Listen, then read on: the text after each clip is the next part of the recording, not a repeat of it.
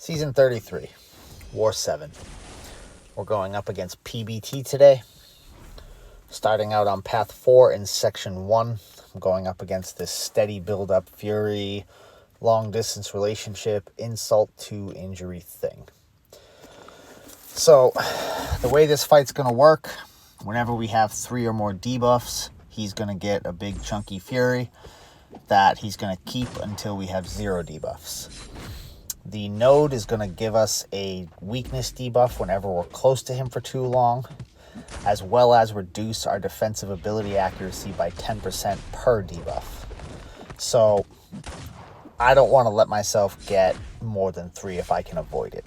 And Fury has the ability to purify any non-damaging debuffs whenever you knock the defender down.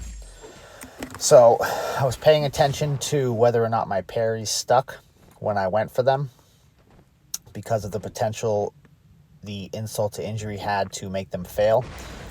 And whenever we purify on this node, we get a nice chunky fury for ourselves.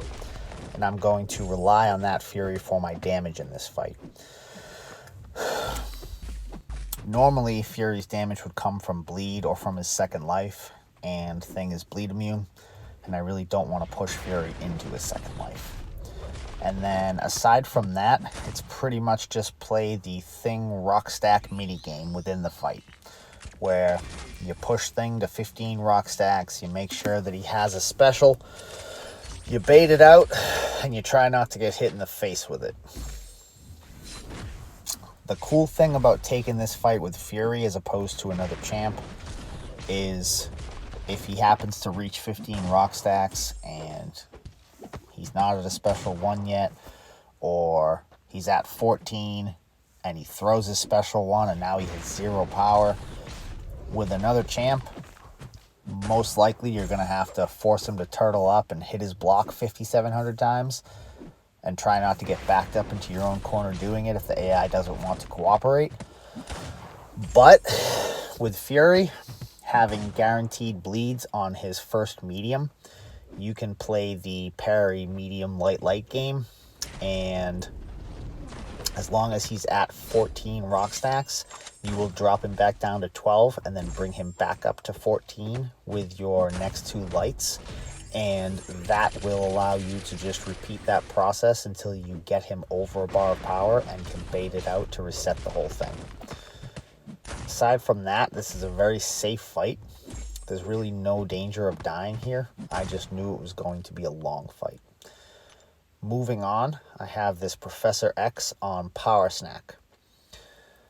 I opted for an invulnerable over a Power Start 1 because I figured the danger points in this fight were Professor X's unblockable specials as well as his falter.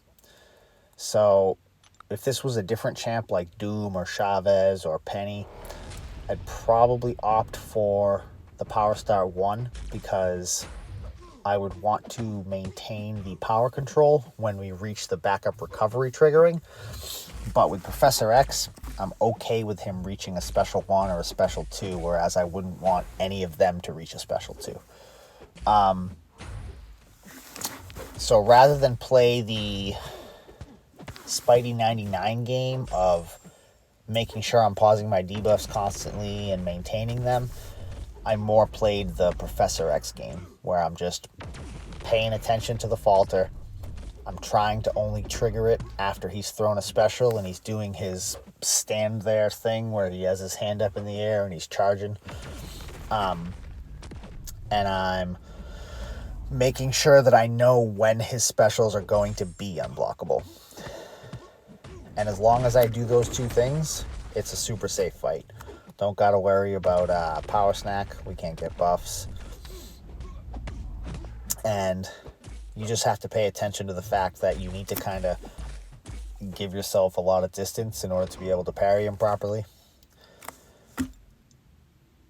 And then moving on into Section 2, I'm going to be on Path 7.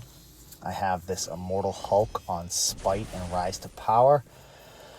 And then after him, I'm going to be facing Ebony Maw on Kinetic and Aspect of Evolution. So my plan for this fight is invulnerable boost. I know that with that plus Fury's second life, I could probably tank like 5 or 6 special 3s if I wanted to or needed to. And having that as a safety net, my plan is to try and bait special 1s as much as possible. And then I don't want to let him get more than 15 persistent charges. I want to try and kill him before he reaches that. I'm not sure if I was going to be able to, but that was my goal starting out. Now, he's playing along with it. The AI is cooperating. He's throwing special 1s pretty much as soon as he gets them. He's very special happy. I'm okay with triggering Spite because he's so special happy, so I'm not really concerned with it.